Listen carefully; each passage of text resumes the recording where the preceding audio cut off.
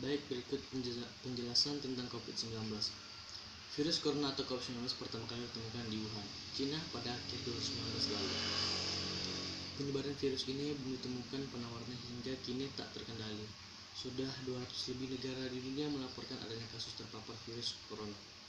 Di Indonesia, kasus ini pertama kali ditemukan pada 2 warga Depok, Jawa Barat awal Maret lalu 2019. Data hingga Sabtu 28 Maret 2020, jumlah warga yang dinyatakan positif terkena virus COVID-19 mencapai 1.115 dan 102 orang diantaranya meninggal dunia.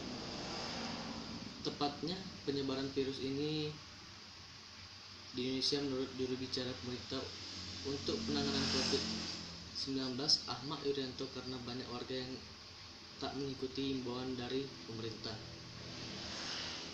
Pemerintah menyebutkan peningkatan jumlah kasus positif menjadi 1000-an di Indonesia karena terjadi penularan di rumah atau rumah warga. Padahal pemerintah menginstruksikan masyarakat salah satunya untuk melakukan social distancing atau menjaga jarak. Bila instruksi ini dipatuhi, risiko penularan mungkin tidak membesar. Penularan virus COVID-19. Virus corona menular lewat lendir atau droplet manusia positif COVID-19 yang meloncat ke manusia negatif COVID-19. Lendir itu terciprat saat manusia positif COVID-19 bersin, batuk, atau berbicara lalu terkena orang yang lain yang negatif. Pencegahan mandiri COVID-19. Setiap warga berperan untuk memutus mata rantai penyebaran virus corona atau COVID-19. Caranya seperti instruksi pemerintah, yaitu melakukan social distancing dan tidak keluar rumah.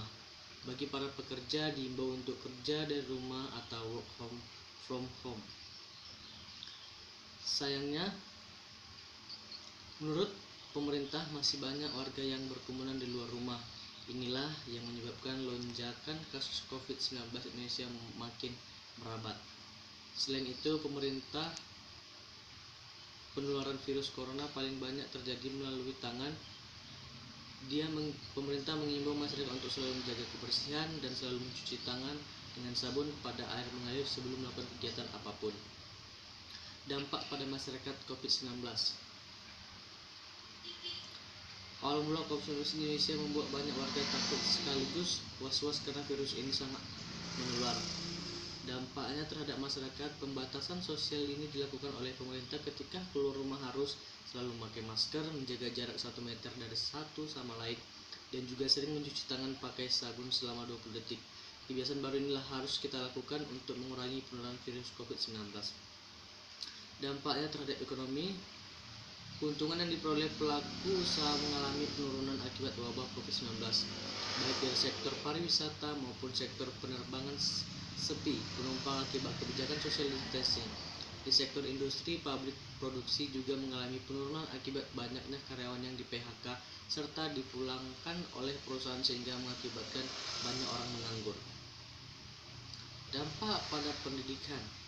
Ketika wabah COVID-19 menyerang Indonesia, Kementerian Pendidikan dan Kebudayaan atau Kemendikbud menyatakan bahwa sekolah atau bidang pendidikan lainnya menyelenggarakan sistem pembelajaran jauh atau online yang kini bisa disebut daring. Melalui sistem ini, semua materi dan tugas dibagikan secara online. Hampir semua sekolah universitas tutup sementara agar kegiatan belajar langsung tidak memburuk infeksi COVID-19. Dampaknya pada pekerjaan. Tidak hanya sekolah yang dilakukan secara online, namun di tempat kerja sistem work from home juga diterapkan. Hal ini berdampak pada orang yang bekerja di area perkantoran. Terkadang pekerja kantoran memiliki jadwal piket sehingga saat di area kerja tidak banyak orang yang berkerumunan dan juga dapat memutus mata rantai penyebaran virus COVID-19. Dampak pada politik. Dalam sistem pemerintahan banyak terjadi perubahan selama pandemi akibat COVID-19.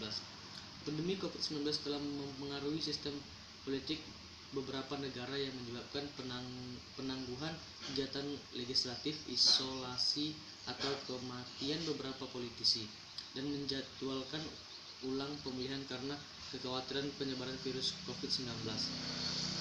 bagi pesan-pesan yang terakhir adalah jangan lupa kita pakai masker, cuci tangan pakai sabun, jaga jarak dan hindari kerumunan, selalu jaga kesehatan, jangan sampai tertular dan jaga keluarga kita.